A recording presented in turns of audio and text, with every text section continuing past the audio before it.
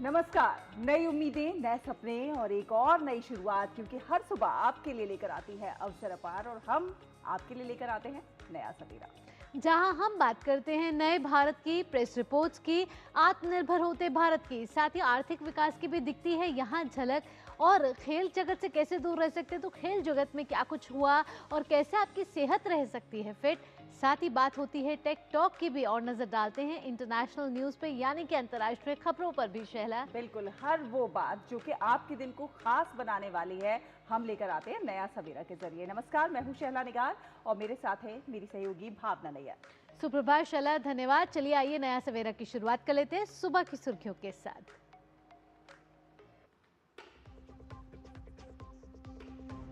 प्रधानमंत्री नरेंद्र मोदी आज आंध्र प्रदेश और तमिलनाडु के दौरे पर श्री सत्य साई बाबा के शताब्दी समारोह में होंगे शामिल। प्राकृतिक कृषि शिखर सम्मेलन का करेंगे शुभारंभ।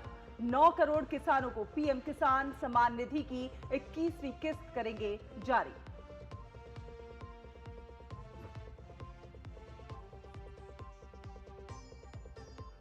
पटना में चुने जाएंगे बीजेपी और जेडीयू विधायक दल के नेता। एनडीए की संयुक्त बैठक भी आज, घटक दलों में मंत्री पद को लेकर फॉर्मूला तय।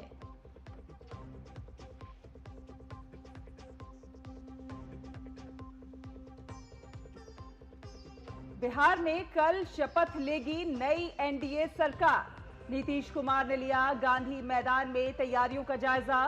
प्रधानमंत्री नरेंद्र मोदी समेत एनडीए के सभी बड़े नेताओं को आमंत्रण।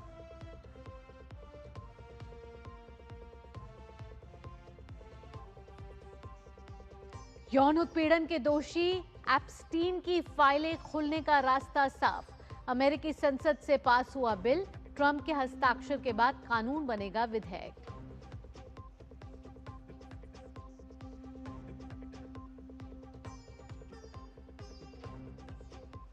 विश्व मुक्केबाजी में भारत का शानदार प्रदर्शन। 3 बार की वर्ल्ड चैंपियन को पटखनी देकर फाइनल में पहुंची प्रीति पवार।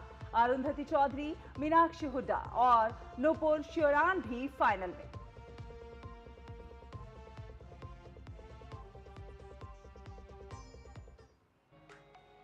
और सबसे पहले शुरुआत प्रधानमंत्री मोदी के दक्षिण भारत के दौरे के साथ। आज प्रधानमंत्री नरेंद्र मोदी दक्षिण भारत के दौरे पर रहने वाले हैं।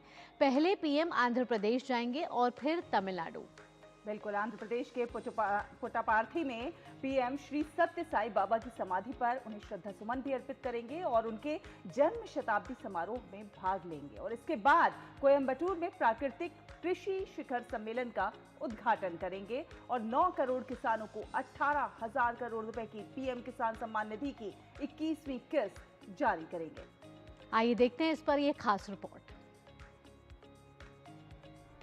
प्रधानमंत्री नरेंद्र मोदी का दक्षिण के 2 प्रमुख राज्य आंध्र प्रदेश और तमिलनाडु का दौरा काफी अहम है। यात्रा के अहम पड़ाव के दौरान पीएम मोदी तमिलनाडु के कोयम्बटूर में दक्षिण भारत प्राकृतिक कृषि शिखर सम्मेलन का उद्घाटन करेंगे और पीएम किसान सम्मान निधि की 21वीं किस्त जारी करेंगे। इसके तहत देश भर के करीब 9 करोड़ किसानों को 18,000 करोड़ रुपए की राशि हस्तांतरित की जाएगी। What we had from the Prime Minister's scheme for agriculture, not only the 2,000, the fertilizer subsidy and the organic support, and our pooling the farmers association, we can get even 50 lakhs for infrastructure. We can buy tractor, we can equip any cell. We decide about ourselves. दक्षिण भारत प्राकृतिक कृषि शिखर सम्मेलन किसान उत्पादक संगठनों और ग्रामीण उद्यमियों के लिए बाजार मुहैया कराने पर केंद्रित है। इस सम्मेलन का उद्देश्य टिकाऊ, पर्यावरण अनुकूल और रसायन मुक्त कृषि पद्धतियों को बढ़ावा देना है, जिससे कृषि क्षेत्र के बदलाव को गति मिलेगी। इस कार्यक्रम में तमिलनाडु, पुदुचेरी, केरल, तेलंगाना, कर्नाटक और आंध्र प्रदेश की 50,000 से भी अधिक किसान, प्राकृतिक कृषि व्यवसायी, वैज्ञानिक, जैविक इनपुट आपूर्तिकर्ता, विक्रेता और हितधारक भाग लेंगे। It is a very pleasure to we invite the Prime Minister to attend that conference. It acceptance and he attend the conference, and we are so much experiment from the Prime Minister and the natural farming. It is India is must in the soil and the natural farming is the very must in India. दक्षिण Bharat natural farming को लेकर काफी गंभीरता से इसको ले रहा है और अब जिस तरीके से केंद्र सरकार ने कई योजनाएं परियोजनाएं चलाई हैं नेचुरल फार्मिंग को लेकर, उसमें दक्षिण भारत काफी काम कर रहा है। यात्रा के पहले पड़ाव में पीएम मोदी आंध्र प्रदेश के पुट्टपर्थी में भगवान श्री सत्य साईं बाबा के शताब्दी समारोह में शामिल होंगे। हमारे यहाँ भारत के सम्मानीय प्रधानमंत्री जी आ रहे हैं, उनको भी हमारे यहाँ सत्य साईं सेवा संगठन की तरफ से बहुत बहुत धन्यवाद है। वे भगवान श्री सत्य साईं बाबा के जीवन, शिक्षाओं और स्थायी विरासत के सम्मान के लिए एक स्मारक सिक्का और डाक टिकटों का एक सेट भी जारी करेंगे। ब्यूरो इनपुट्स के साथ कोयम्बटूर से अनुज यादव और पुट्टपर्थी से अजय मिश्र की रिपोर्ट, डीडी न्यूज।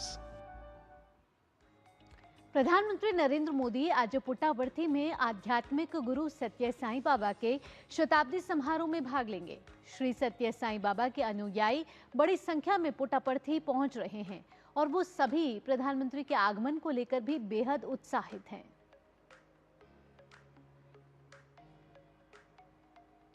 हम लोगों में बहुत उत्साह है और बहुत खुशी है कि हमारे देश के प्रमुख माननीय प्रधानमंत्री महोदय पधार रहे हैं।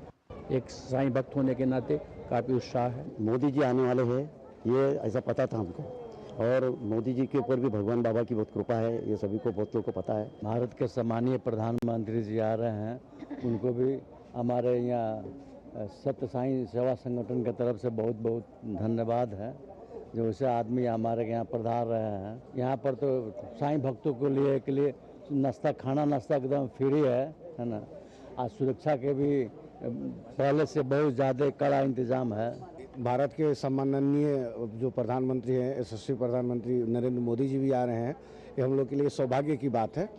और हम लोग उनसे भी ये धर्म प्रति या बाबा के प्रति वो भी बहुत आस्था रखते हैं, तो हम लोग भी आशा रखते हैं कि वो आए और इस पुट्टपर्थी जगह को भी और डेवलप करें। मोदी जी यहाँ पे आ रहे तो हमको बहुत अच्छी खुशी हो रही, क्योंकि यहाँ अपने वर्ल्ड में का जो एक टॉपेस्ट मॉडल रोल है वो हम उनको फॉलो अप कर रहे हैं। और मोदी जी यहाँ पे आ रहे तो हमको बहुत उत्साह है कि वो कब आएंगे और कब मिलेंगे। इस साल हम भक्तगण उनको मिलने के लिए बहुत उत्सुक हैं।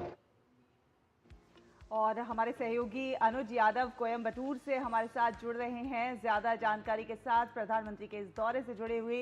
अनुज, प्रधानमंत्री नरेंद्र मोदी का ये जो दौरा है बेहद महत्वपूर्ण है, कृषि की दृष्टि से, किसान के विकास की दृष्टि से और साथ ही साथ आध्यात्मिक दृष्टि से भी।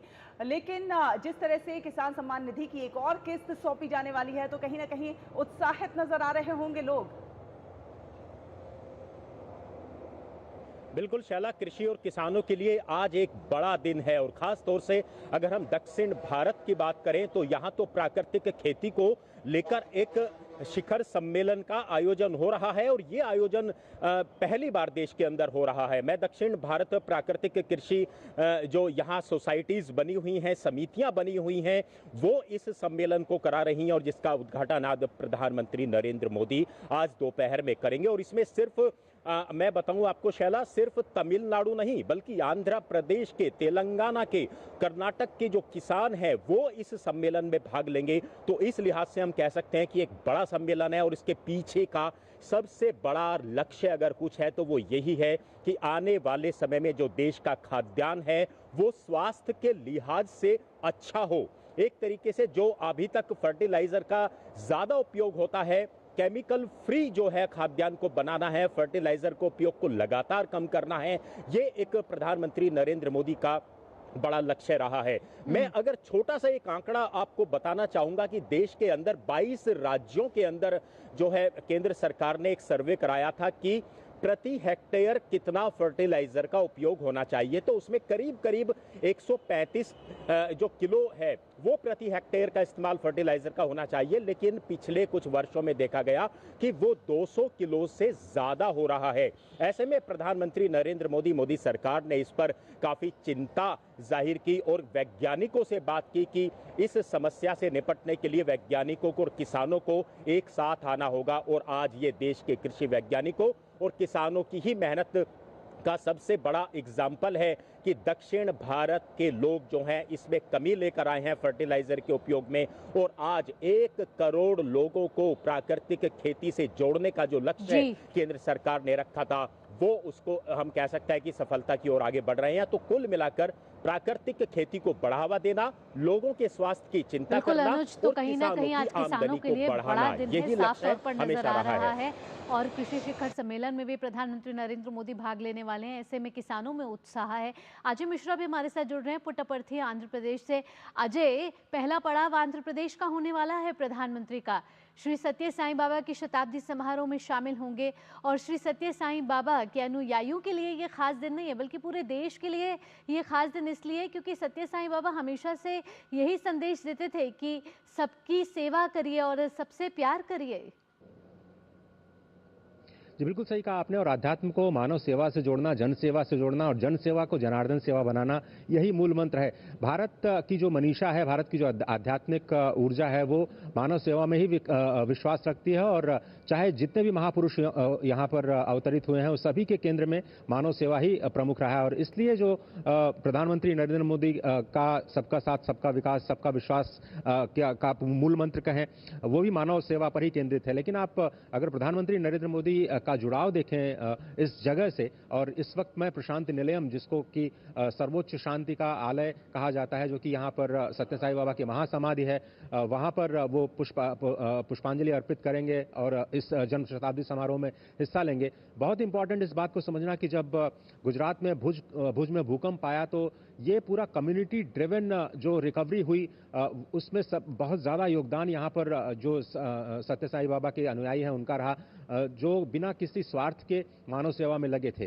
तो एक तरह से मानव सेवा को माधव सेवा मानना, जिसको प्रधानमंत्री लगातार कई मंच से कह चुके हैं कि उनका जुड़ाव इस जगह से बहुत प्राचीन रहा है। जब वो खुद मुख्यमंत्री नहीं थे, तब भी वो अक्सर यहाँ पर सत्य साईं बाबा के साथ मुलाकात करने के लिए आते थे और कहते थे कि उनकी बात नहीं होती थी, उनका बहुत ही पर्सनल कनेक्ट था। दर्शन के लिए आते थे और सत्य साईं बाबा केवल मुस्कुराते थे उनको देख करके। चमत्कारों के लिए जाना जाता है सत्य साईं बाबा को, लेकिन प्रधानमंत्री मोदी कहते हैं कि वो खुद चमत्कारों में विश्वास नहीं रखते थे, वो मानव सेवा में विश्वास रखते थे। तो यहाँ पर आपको बताएं कि जो अनंतपुर जिला है, महबूबनगर जिला है, वो बहुत ही सूखाग्रस्त इलाका था, अकाल बहुत ज़्यादा पड़ता था। यहाँ पर पेयजल की जो समस्या है उसको लेकर के जो सत्य साईं ने बहुत बड़ा काम किया। यहाँ पर शिक्षा और स्वास्थ्य को जनसेवा के साथ आध्यात्मिक ऊर्जा को जोड़ा और लगातार ये कहते थे कि भारत का भविष्य बहुत उज्जवल है। जब प्रधानमंत्री उनसे अक्सर सवाल करते थे भारत के भविष्य को लेकर के, तो सत्य साईं बाबा कहते थे कि भारत का भविष्य बहुत उज्जवल है। और इसी चीज़ को लेकर के युवाओं पर जो फोकस है, वो लगातार आप देख रहे हैं कि जो केंद्र की नीतियां हैं उस पर हो रहा है। ये भी ध्यान देने वाली बात है कि पिछले साल 2024 में जब से एनडीए सरकार बनी, प्रधानमंत्री का आंध्र प्रदेश का ये लगातार छठा दौरा है। पिछले महीने भी वो मल्लिकार्जुन जो ज्योतिर्लिंग है, शक्तिपीठ का संयुक्त रूप है, वहां पर वो दर्शन के लिए आए थे। और ये लगातार 1 महीने के भीतर ही ये दूसरी यात्रा है। और प्रधानमंत्री नरेंद्र मोदी का जो जुड़ाव रहा है इस जगह से, इस खास जगह से जहां पर मैं इस वक्त हूँ और मेरे पीछे गर्भगृह आप देख रहे हैं प्रशांत निलयम का, वो बहुत ही व्यक्तिगत है। और मुझे लगता है कि आज के संबोधन में वो कुछ पुरानी यादों को जरूर ताजा करते हुए नजर आएंगे जब वो यहाँ के अनुयायियों को अपना संदेश देंगे। बिल्कुल, तो बेहद महत्वपूर्ण प्रधानमंत्री का ये दौरा रहने वाला है। और जहाँ तक हम साईं बाबा की बात करते हैं, तो उनके अनुयायी भावना हर धर्म में मौजूद हैं, सभी धर्मों में उनके जो है मानने वाले मौजूद हैं। और उनका जो मैसेज है सबको प्रेम करने का, वही मैसेज कहीं ना कहीं प्रधानमंत्री नरेंद्र मोदी का भी है, जो सबका साथ, सबका विकास और सबका विश्वास में नजर आता है। आप दोनों का ही बहुत बहुत धन्यवाद ये तमाम अपडेट हमसे साझा करने के लिए। आगे भी आपसे अपडेट लेते रहेंगे। फिलहाल बहुत धन्यवाद। नया सवेरा में यहाँ वक्त हो चला एक छोटे से ब्रेक का, लेकिन जब ब्रेक के बाद लौटेंगे तो बात होगी बिहार की। बिहार में नई सरकार के गठन की अब तैयारियां हो गई हैं तेज। कैसे तेज हो रही हैं, ये सब इस छोटे से ब्रेक के बाद।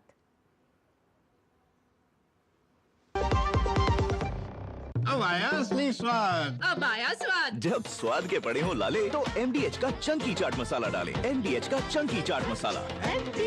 MDH। ओ हरी भैया, अरे वाह, खेतों में कौन सी फसल लगाए हो? 12 महीने कमा कर दे ऐसी फसल। क्या? मैंने नया व्यवसाय शुरू किया है। उसके लिए पैसे? इसमें किसी निवेश की जरूरत ही नहीं। अच्छा मुखिया जी। अरे मुखिया जी नमस्ते। अरे हरी, कब आ रहे हो? आप बस चलिए, मैं पहुंचता हूं। अब मैं LIC एजेंट हूं।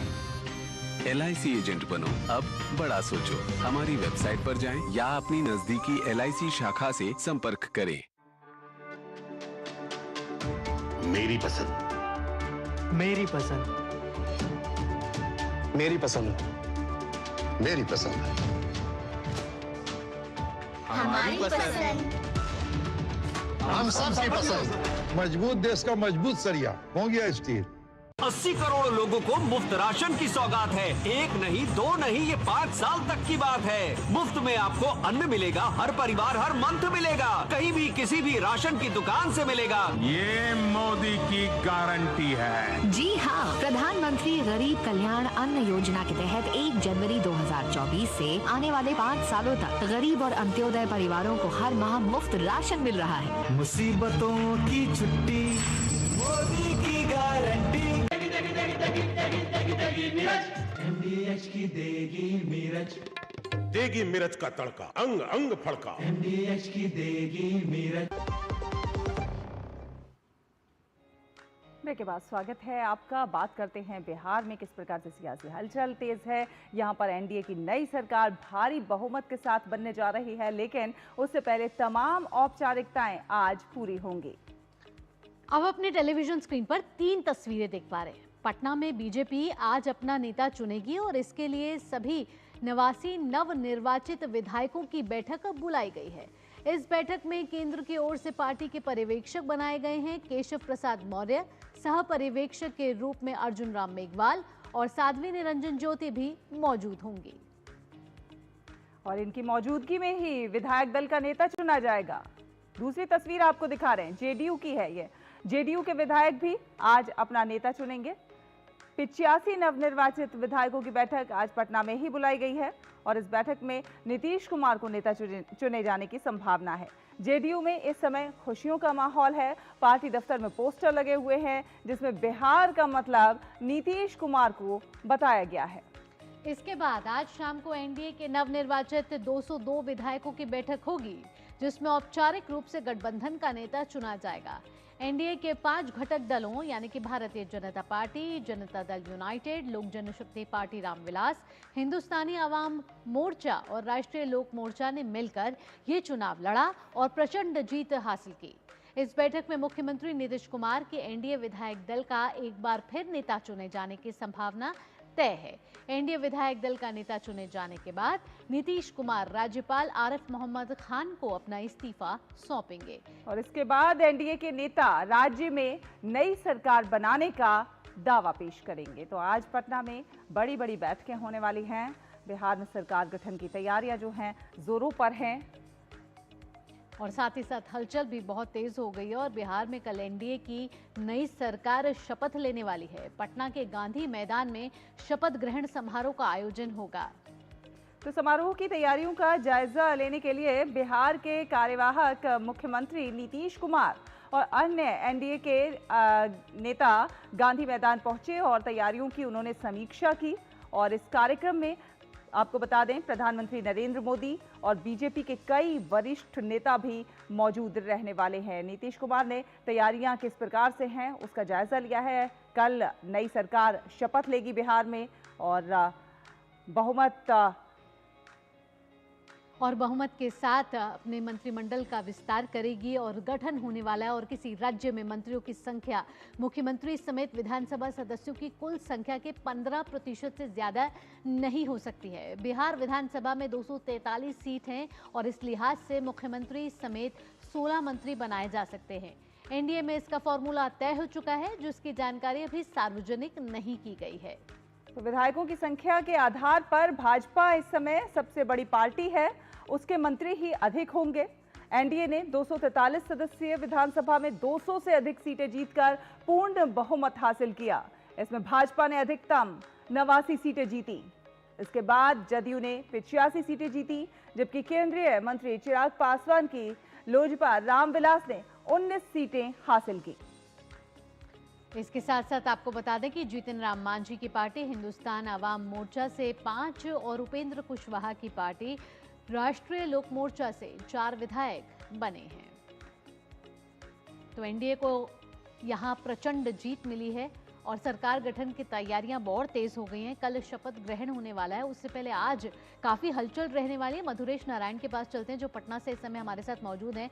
मधुरेश, 19 नवंबर का दिन है आज, और आज का दिन बड़ा ही महत्वपूर्ण है बिहार के लिए, क्योंकि सरकार गठन की तैयारियों से जुड़े हुए तमाम बैठकें हैं। बैठकों के बाद विधायक दल का नेता चुना जाना है। लेकिन इस बीच हम कुछ सुन रहे हैं कि रस्साकशी भी चल रही है बीच में विधानसभा अध्यक्ष, गृह विभाग को लेकर। क्या हलचल है इस समय?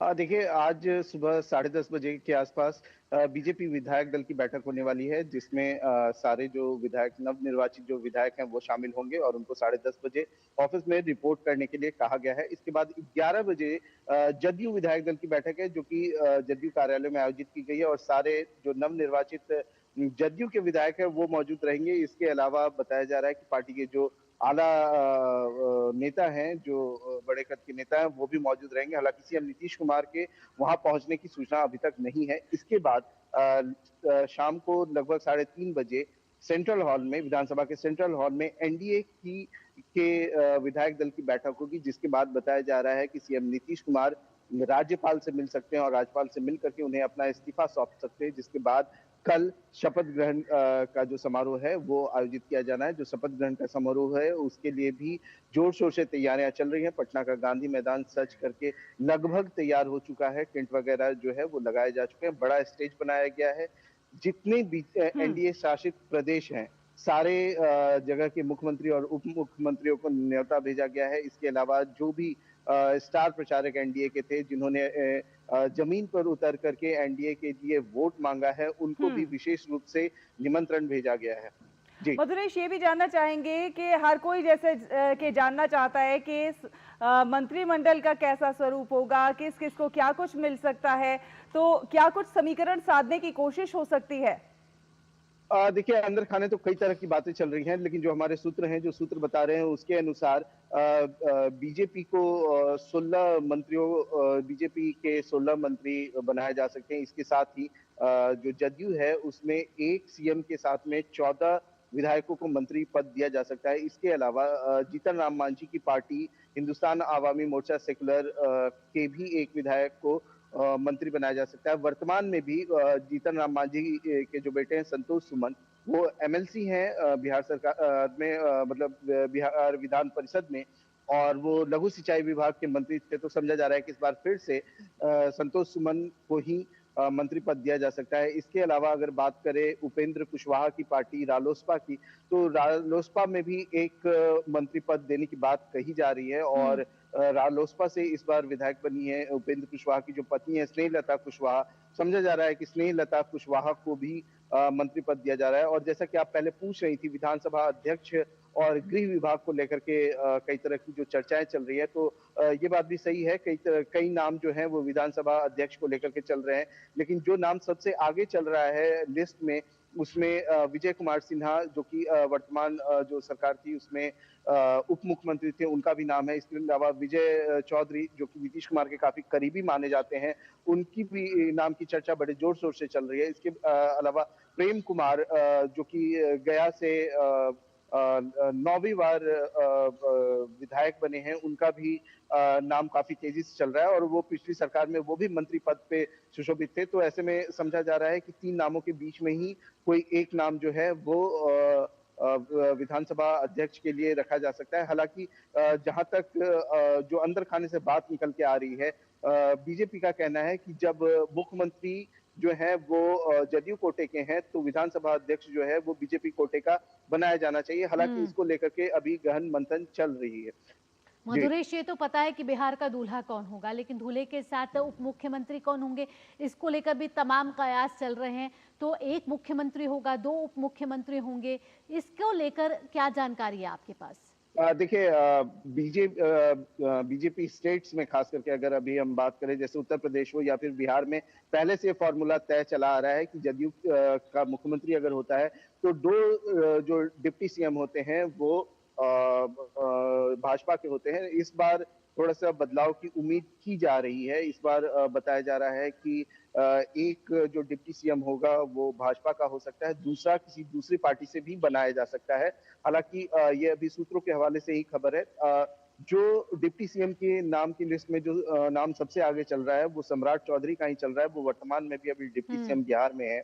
और जो दूसरे डिप्टी सीएम है विजय कुमार सिन्हा, उनका नाम जो है वो चूंकि विधानसभा अध्यक्ष के लिए चल रहा है, तो निश्चित रूप से जो दूसरा डिप्टी सीएम होगा वो या तो बीजेपी का ही कोई व्यक्ति हो सकता है या फिर राजू तिवारी का नाम भी काफी चर्चा में है। राजू तिवारी लोजपा रामविलास के प्रदेश अध्यक्ष हैं और इनकेस अगर उनको डिप्टी सीएम नहीं बनाया जाता है तो निश्चित रूप से एक बात तय है कि लोजपा रामविलास के कोटे से 3 विधायकों को मंत्री बनाया जाना है, तो उनको मंत्री पद भी दिया जा सकता है। क्योंकि राजू कुमार जो है वो बिहार में लोजपा रामविलास के लिए बेहद महत्वपूर्ण चेहरा है और खास करके चिराग पासवान के बेहद करीबी माने जाते हैं। क्योंकि चिराग पासवान जब पारिवारिक मुश्किलों में घिरे हुए थे, जब पशुपति पारस के साथ में उनकी जो अनबन है वो चल रही थी, उस वक्त भी जो राजू तिवारी थे वो बहुत मजबूती से उनके साथ में खड़े थे और साथ ही जो पार्टी और संगठन को बनाने का जो काम है वो उन्होंने बखूबी किया था। और यही कारण है कि पिछले लोकसभा जो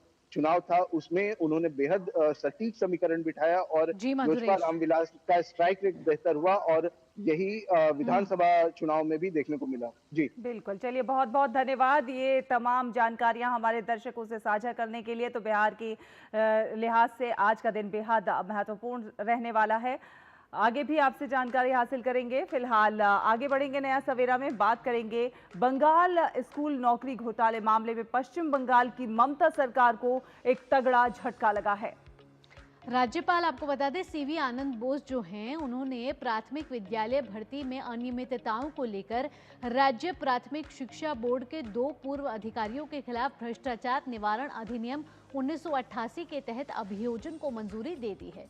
यह निर्णय सीबीआई द्वारा अदालत में प्रस्तुत औपचारिक अनुरोध के बाद लिया गया है, जो कथित अनियमितताओं की उसकी जांच और अंतिम रिपोर्ट पर आधारित है। सीबीआई द्वारा दाखिल आरोप पत्र में पश्चिम बंगाल प्राथमिक शिक्षा बोर्ड के पूर्व अध्यक्ष और टीएमसी विधायक मानिक भट्टाचार्य और संगठन की पूर्व सचिव रत्ना चक्रवर्ती बागची के नाम शामिल हैं। दरअसल बंगाल स्कूल नौकरी घोटाला पश्चिम बंगाल में 2016 की भर्ती प्रक्रिया से जुड़ा एक बड़ा घोटाला है, जिसमें योग्य उम्मीदवारों को दरकिनार करके अयोग्य लोगों को रिश्वत और राजनीतिक प्रभाव के आधार पर नौकरियां दी गई। और आगे बढ़ेंगे अब। एनसीपी के नेता बाबा सिद्दीकी की हत्या के मुख्य आरोपी गैंगस्टर अनमोल बिश्नोई को अमेरिका से भारत प्रत्यर्पित किया जा रहा है। पुलिस के एक अधिकारी ने बताया है कि बिश्नोई को आज दिल्ली लाए जाने की संभावना है। बिश्नोई अप्रैल 2024 में अभिनेता सलमान खान के आवास पर गोलीबारी से संबंधित मामले में वांछित आरोपी है। अधिकारी ने बताया है कि गैंगस्टर के खिलाफ देश भर में कई मामले दर्ज हैं और केंद्र सरकार ये तय करेगी कि उसे पहले किस एजेंसी की हिरासत में भेजा जाए। पिछले साल नवंबर में अनमोल बिश्नोई को अमेरिका में अधिकारियों ने हिरासत में लिया था। साथ ही आपको बता दें कि एनआईए ने उस पर 10 लाख रुपए का इनाम घोषित किया था। पंजाबी गायक सिद्धू मूसेवाला की 2022 में गोली मारकर की गई हत्या में भी अनमोल बिश्नोई का नाम सामने आया था। और झांसी की रानी लक्ष्मीबाई की आज जयंती है। प्रधानमंत्री बिल्कुल शैला, और कहते थे ना खूब लड़ी मर्दानी, वो तो झांसी वाली रानी थी। और प्रधानमंत्री नरेंद्र मोदी ने एक्स पर भी कहा है और संदेश दिया है कि मां भारती की अमर वीरांगना रानी लक्ष्मीबाई को उनकी जयंती पर आदरपूर्ण श्रद्धांजलि। आज़ादी के पहले संग्राम में उनकी वीरता और पराक्रम की कहानी आज भी देशवासियों को जोश और जुनून से भर देती है। मातृभूमि के स्वाभिमान की रक्षा के लिए उनके त्याग और संघर्ष को कृतज्ञ राष्ट्र कभी भुला नहीं सकता।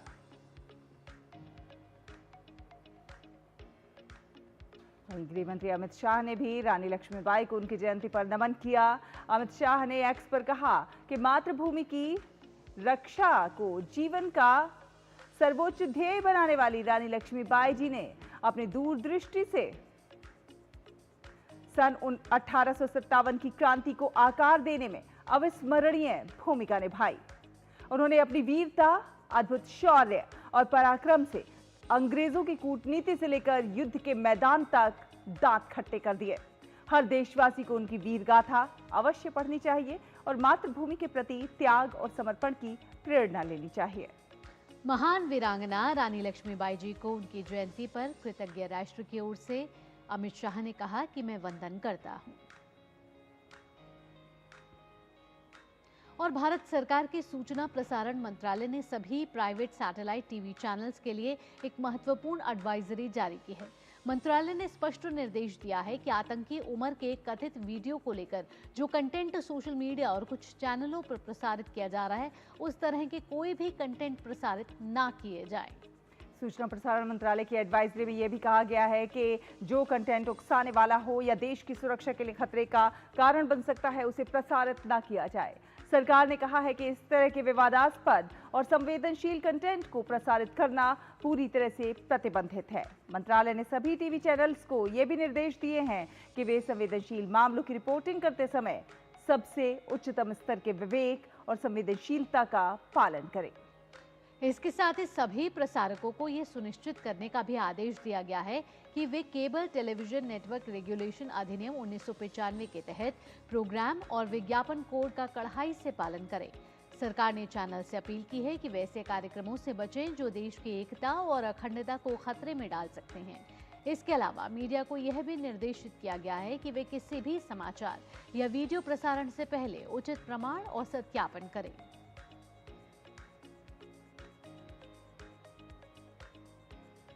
और भारत आज से नई दिल्ली में शुरू हो रहे 2 दिवसीय कोलंबो सुरक्षा सम्मेलन की मेजबानी करेगा। राष्ट्रीय सुरक्षा सलाहकार अजीत डोभाल इस सम्मेलन का नेतृत्व करेंगे। आपको बता दें कि इस सम्मेलन का उद्देश्य हिंद महासागर क्षेत्र में एक व्यापक सुरक्षा प्रदाता के रूप में अपनी भूमिका को मजबूत करना है।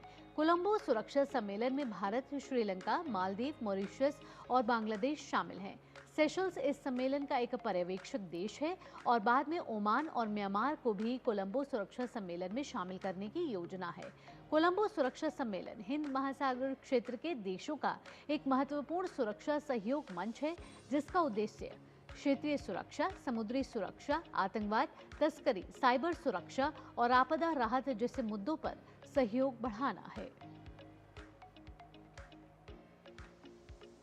विश्व स्वास्थ्य संगठन ने तपेदिक यानी टीबी को खत्म करने के प्रयासों में भारत की उत्साहजनक प्रगति की सराहना की है। भावना, बिल्कुल। WHO ने कहा है कि वैश्विक उनके क्षय रोग रिपोर्ट 2025 का हवाला देते हुए ये बयान में कहा गया है कि 2024 में दक्षिण पूर्व एशिया क्षेत्र में टीबी का प्रभाव अलग अलग बना रहा है।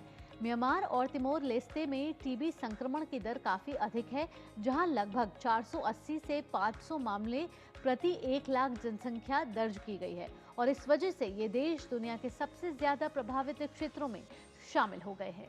वहीं भारत, बांग्लादेश, भूटान, नेपाल और थाईलैंड जैसे देशों में प्रति 1 लाख की आबादी पर 146 से 269 मामलों के बीच टीबी के केस मिले हैं। रिपोर्ट ये कहती है कि इन देशों में मामलों में गिरावट तो है, लेकिन ये गिरावट बहुत धीमी है। टीबी से प्रभावित कुल संख्या के लिहाज से भारत सबसे आगे है, जहां अनुमानित 27 लाख से ज्यादा मरीज हैं। इसके बाद बांग्लादेश में करीब 3,84,000, म्यांमार में 2,63,000, थाईलैंड में 1,04,000 और नेपाल में लगभग 67,000 मामले दर्ज किए गए हैं। बयान में यह भी कहा गया है कि कई देशों ने टीबी के खिलाफ लड़ाई में उल्लेखनीय प्रगति की है, जिसमें बांग्लादेश, भारत और थाईलैंड शामिल हैं। WHO ने ये उम्मीद जताई है कि निरंतर प्रयासों से आने वाले वर्षों में इस बीमारी को नियंत्रण में लाने में और सफलता मिलेगी।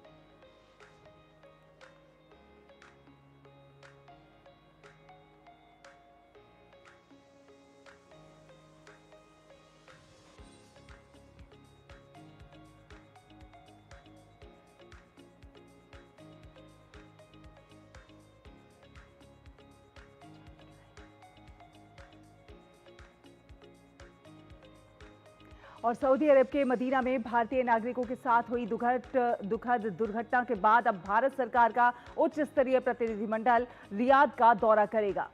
आंध्र प्रदेश के राज्यपाल न्यायमूर्ति एस अब्दुल नजीर के नेतृत्व वाला यह प्रतिनिधिमंडल के मृतकों के अंतिम संस्कार में भी शामिल होने की उम्मीद है। रियाद स्थित भारतीय दूतावास और जिद्दा स्थित भारतीय महावाणिज्य दूतावास स्थानीय अधिकारियों के साथ मिलकर पार्थिव शरीरों की पहचान में तेजी लाने के लिए काम कर रहे हैं। भारत सरकार मृतकों के परिवारों की सऊदी अरब यात्रा में भी सहायता कर रही है।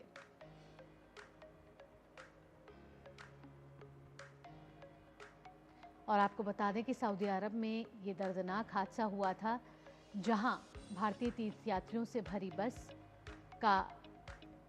में आग लग गई थी और मृतकों के अंतिम संस्कार में अब उनका जो पार्थिव शरीर है वो भारत लाने में भारत एम्बेसी मदद कर रहा है और तेज़ी से इस पर काम भी चल रहा है। बिल्कुल, मृतकों के परिवारों को सऊदी अरब यात्रा में सहायता कर रही है भारत सरकार और रियाद एक भारत का प्रतिनिधिमंडल भी जाएगा। आपको बता दें, उम्रा करने गए हुए थे ये लोग और एक हादसे का शिकार हो गए जहां गाड़ी में आग लग गई और देखते ही देखते तमाम लोग मौत के मुंह में चले गए। फिलहाल एक छोटा सा ब्रेक, जल्द हाजिर होंगे, देखते रहिए नया सवेरा। दादी के हाथों का जादू और खुशबू से महकता घर। MDH गरम मसाला, असली मसालों से भरा हूँ मैं, क्योंकि हर रिश्ता है स्वाद से जुड़ा। ओ हरी भैया, अरे वाह, खेतों में कौन सी फसल लगाए हो? 12 महीने कमा कर दे ऐसी फसल। क्या? मैंने नया व्यवसाय शुरू किया है। उसके लिए पैसे?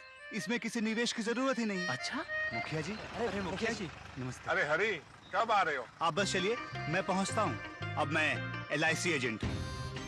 LIC एजेंट बनो, अब बड़ा सोचो। हमारी वेबसाइट पर जाएं या अपनी नजदीकी LIC शाखा से संपर्क करें। जब धरती चीर कर निकलता है लोहे का पत्थर और मिलता है मोंगिया के जोश से, फिर तपता है, पिघलता है और बनता है फौलाद। अब होता है सरिया सारी खूबियों के साथ। मोंगिया स्टील, मजबूत देश का मजबूत सरिया। कौन है जो जोड़े देश को? विकसित भारत का विकसित भारत। MDH केसर का हो बहाना, कश्मीरी पुलाव या हो बिरयानी खाना, केसरी चाय दूध, रसमलाई, केसरी लड्डू, हलवा याद आना, यही तो है MDH केसर का बहाना। MDH शुद्ध केसर, खुशबू ऐसी जो दिल जीत ले। MDH।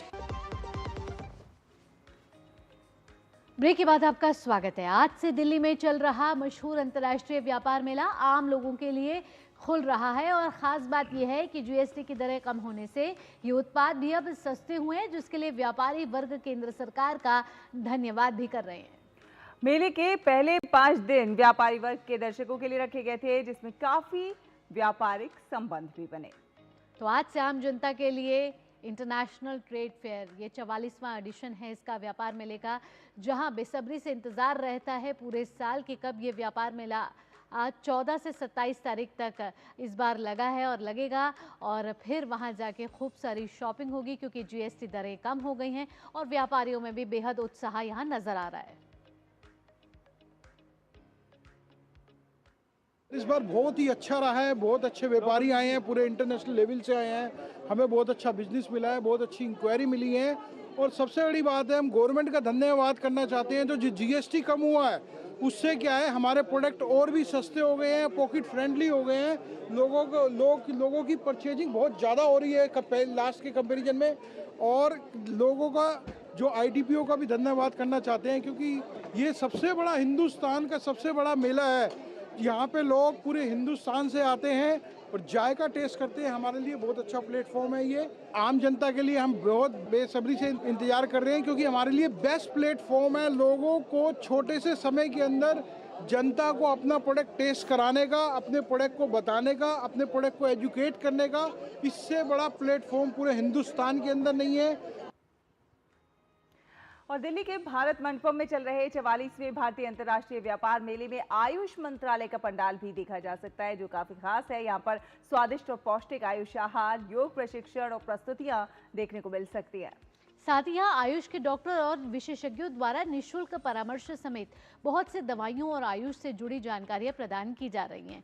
क्या खास है यहाँ और क्या कहना है यहाँ के प्रदर्शकों का, आइए देखते हैं इस खास रिपोर्ट में।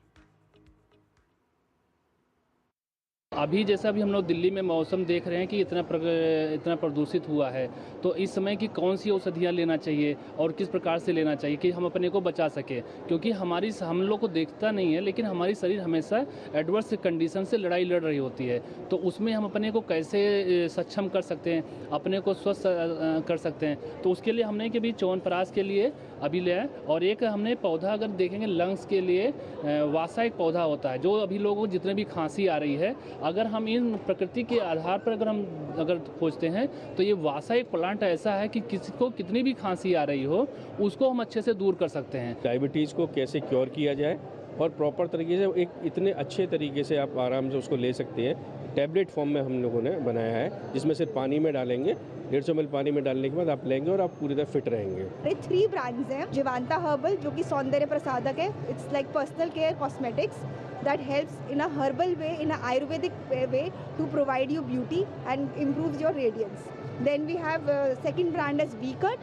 We have detox kit and we have energy boosters for men and women. इस बार हम लोग का जो एम्फेसिस है वो आयुष आहार पर है और हेल्दी लाइफस्टाइल पे है, क्योंकि यूनानी का या जो भी हमारे जो आयुष का है हमेशा से एम्फेसिस रहा है एक बैलेंस्ड डाइट और बैलेंस्ड लाइफस्टाइल का। हमारा जो सोवारिक पर सिस्टम है वो यहाँ पर दवाई और स्टॉल लगा है। दवाई जो सब है फ्री ऑफ कॉस्ट दे रहा है पेशेंट को।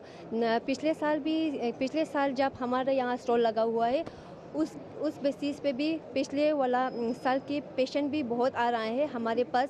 उसने बोला कि उसको ये दवाई बहुत इफ़ेक्ट हो रहा है। इसमें हम दवाइयाँ और कंसल्टेशन फ्री ऑफ कॉस्ट दे रहे हैं। इसमें मैं स्पेशली थैंक यू बोलना चाहती हूँ ministry of Ayush and Narendra Modi sir का, जो हमें इतना बड़ा अपॉर्चुनिटी दिया हमारा ये स्टॉल पूरे India and all over world दिखाने के लिए। Thank you so much.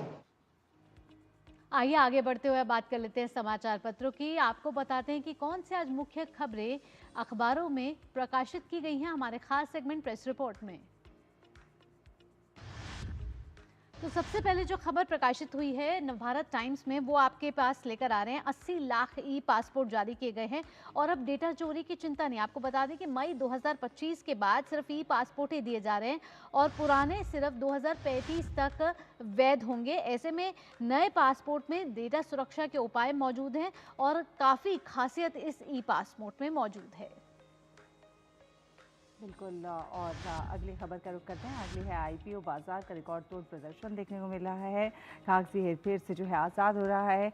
Bharat का आईपीओ बाजार 2025 में ऐतिहासिक ऊंचाई छूने की ओर है। शुरुआती 11 महीनों के रुझान बताते हैं कि कंपनियों ने इस साल आईपीओ से पूंजी जुटाने के लिए अभूतपूर्व उत्साह दिखाया है। प्राइम डेटाबेस के आंकड़ों के मुताबिक 2025 में अब तक 242 कंपनियों ने सेबी के पास आईपीओ प्रस्ताव दाखिल किए हैं, जिसके माध्यम से 3.47 लाख करोड़ रुपए जुटाने का लक्ष्य है। तो घरेलू संस्थागत निवेशकों की मजबूत भागीदारी इसमें देखने को मिली है और आईपीओ ने कहीं ना कहीं भारत में अरबपतियों का कुनबा भी बढ़ाने में लगातार मदद की है। लगातार संख्या बढ़ रही है अरबपतियों की और टैरिफ कम होने की भी उम्मीद है। और जो अगली खबर है वो हमारी ग्राम पंचायतों से जुड़ी हुई है।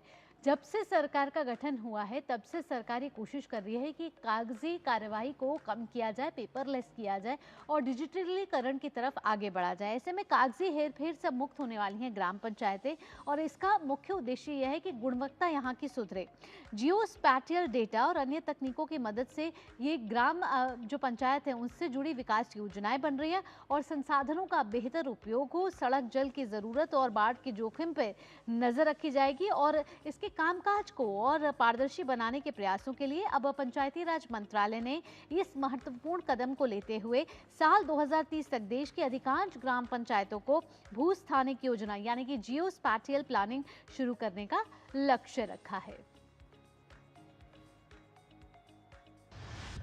तो ये तो थे अखबार की बातें प्रेस रिपोर्ट में और आगे बढ़ेंगे, बात करेंगे टिकटॉक की। तकनीक से जुड़ी टिकटॉक में क्या कुछ है खास, आइए देखते हैं।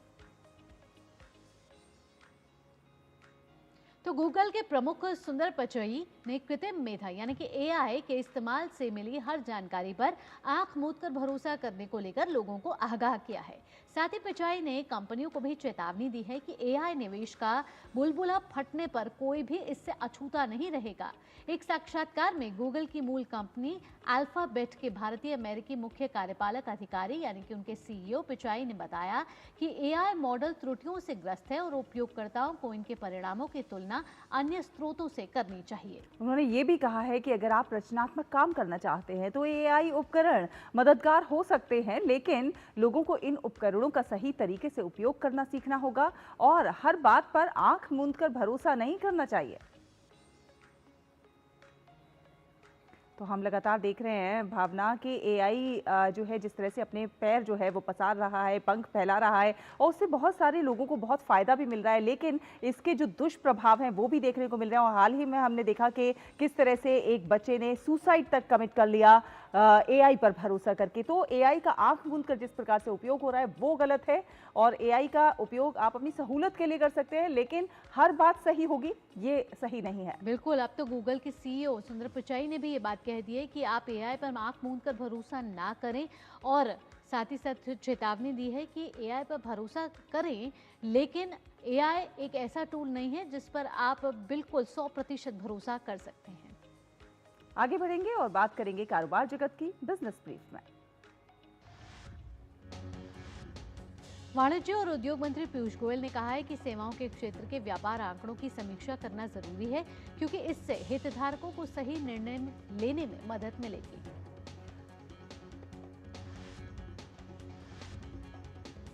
भारतीय विशिष्ट पहचान प्राधिकरण लोगों से जुड़ी जानकारी के दुरुपयोग को रोकने और ऑफलाइन सत्यापन को हतोत्साहित करने के लिए धारक की तस्वीर और क्यूआर कोड के साथ आधार कार्ड जारी करने पर विचार कर रहा है। केंद्रीय कृषि एवं किसान कल्याण मंत्री शिवराज सिंह चौहान ने कहा है कि सरकार किसानों के हितों के खिलाफ किसी भी देश से समझौता नहीं करेगी। देश का सेवा निर्यात अक्टूबर में वस्तुओं के निर्यात की तुलना में 11% बढ़ा है। अक्टूबर में भारत का सेवा निर्यात वस्तुओं के निर्यात की तुलना में 38.5 अरब डॉलर रहा। आंध्र प्रदेश सरकार ने कर्नाटक की सारला एविएशन के साथ साझेदारी कर भारत का पहला giga scale electric air taxi manufacturing ecosystem स्थापित करने की योजना बनाई है।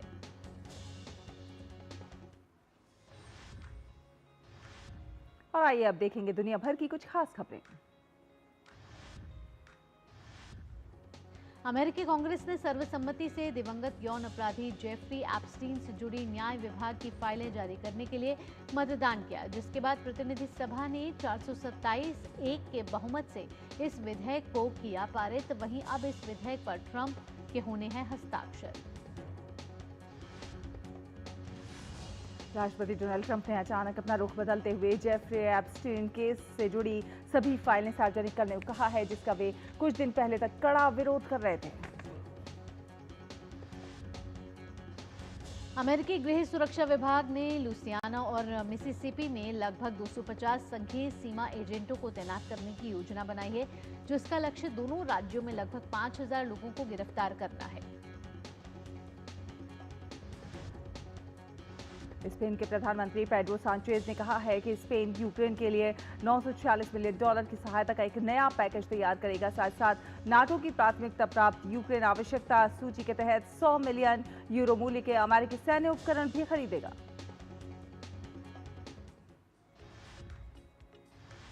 और इन अंतर्राष्ट्रीय खबरों के बाद आइए आप खबरें देख लेते हैं खेल जगत से हमारे खास सेगमेंट स्पोर्ट्स ट्रैक में। भारतीय ग्रैंडमास्टर अर्जुन एरिगेसी ने विश्व शतरंज कप में चीन के वेई के खिलाफ दूसरी बाजी में भी ड्रॉ खेली, जिससे क्वार्टर फाइनल मुकाबले का फैसला अब टाई ब्रेकर में होगा। विश्व मुक्केबाजी कप फाइनल में भारत की प्रीति पवार ने 54 किलोग्राम वर्ग में टोक्यो ओलंपिक पदक विजेता और 3 बार की विश्व चैंपियन ताइवान के हुआंग सियाओ वेन को हरा दिया। प्रीति सहित 8 भारतीयों ने विश्व मुक्केबाजी कप के फाइनल में प्रवेश किया। टोक्यो में आयोजित डेफलिम्पिक्स निशानेबाजी प्रतियोगिता में धनुष श्रीकांत और माहित सांधु ने 10 metre air rifle big team events में कोरिया को हराकर स्वर्ण पदक जीता। उन्होंने दक्षिण कोरिया की जीओन डेन और किम वोरिम की जोड़ी को 17-7 से हराया। डेफलिम्पिक्स में मोहम्मद मुर्तजा वानिया और कोमल मिलिंद वाघमरे की जोड़ी ने कांस्य पदक अपने नाम किया। उन्होंने यूक्रेन की वायलेटा लिकोवा और ओलेक्सांद्र कोस्टिक की जोड़ी को हराया। भारतीय बैडमिंटन डबल्स की स्टार जोड़ी सात्विक साईराज रंकीरेड्डी और चिराग शेट्टी ऑस्ट्रेलियाई ओपन बैडमिंटन के दूसरे दौर में पहुंच गए हैं। पहले दौर में उन्होंने चांग कोची और पोली वेई को हराया।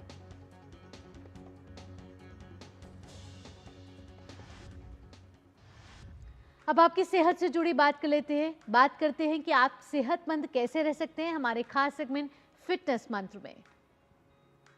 तो आज विश्व सीओपीडी दिवस है। सीओपीडी विश्व में मृत्यु का एक बड़ा कारण माना जाता है। सीओपीडी ऐसा एक रोग है जिससे फेफड़ों को क्षति पहुंचती है और रोगी की जो स्थिति होती है और ज्यादा गंभीर हो जाती है। आइए आपको इस रिपोर्ट के जरिए बताते हैं कि सीओपीडी होने के क्या कारण होते हैं और इससे कैसे बचाव किया जा सकता है।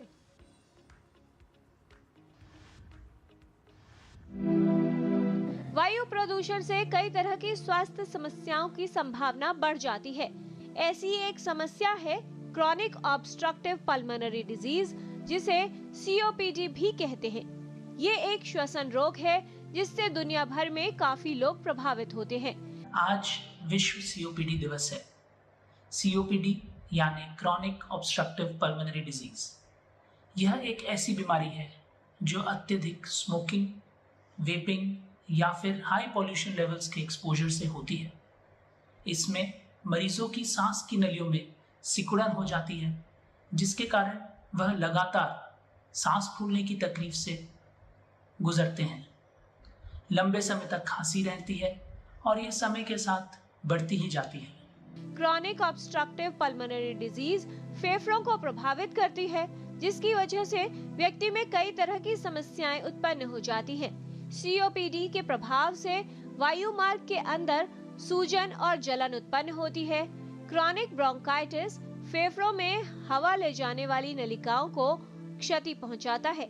इससे नलियों की परत में सूजन आ जाती है, जिसके कारण व्यक्ति ऑक्सीजन ठीक रूप से नहीं ले पाता और कई तरह के गंभीर लक्षण उत्पन्न होने लगते हैं। इसका डायग्नोसिस करने के लिए यह जरूरी है कि हम पल्मोनरी फंक्शन टेस्ट यानी कि पीएफटी अपने मरीजों का करवाएं। पीएफटी एक प्रकार का लंग फंक्शन टेस्ट है, जिससे हमें मरीजों की सांस की कैपेसिटी के बारे में पता चल जाता है और समय रहते उनका इलाज किया जा सकता है। यह बीमारी आजकल के पॉल्यूशन के सीजन के कारण और ज़्यादा बढ़ती दिखती है।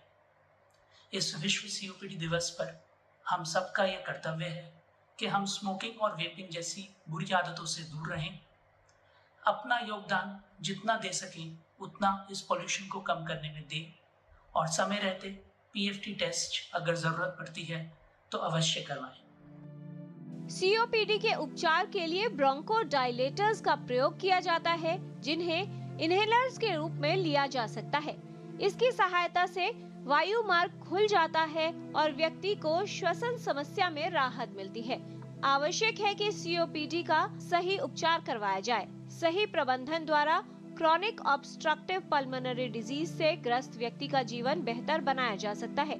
यदि आपको सांस लेने में समस्या या श्वसन संबंधी कोई भी असामान्य लक्षण है तो उन्हें लेकर लापरवाही न करें, एक विशेषज्ञ को दिखाएं। सीओपीडी के लक्षणों को नियंत्रित कर कई अन्य बीमारियों के खतरे को कम किया जा सकता है।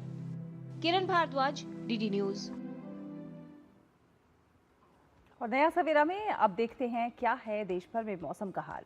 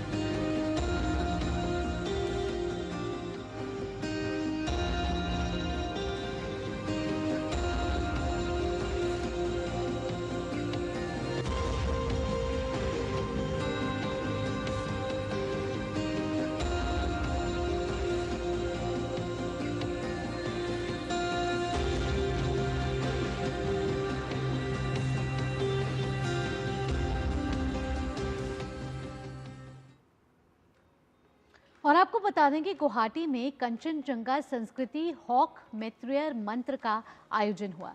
इसे दिवंगत गायक जुबीन गर्ग के 53वें जन्मदिन पर श्रद्धांजलि के रूप में आयोजित किया गया है। यहाँ पर जिस पारंपरिक अंदाज में बिहू नृत्य पेश किया गया वो आपका मन मोह लेंगी। तो चलिए नया सवेरा में आज के समापन के साथ इन्हीं झलकियों के साथ आपको छोड़े जाते हैं। आप इन झलकियों का आनंद उठाइए। हमें और हमारी पूरी टीम को दीजिए अनुमति। नमस्कार।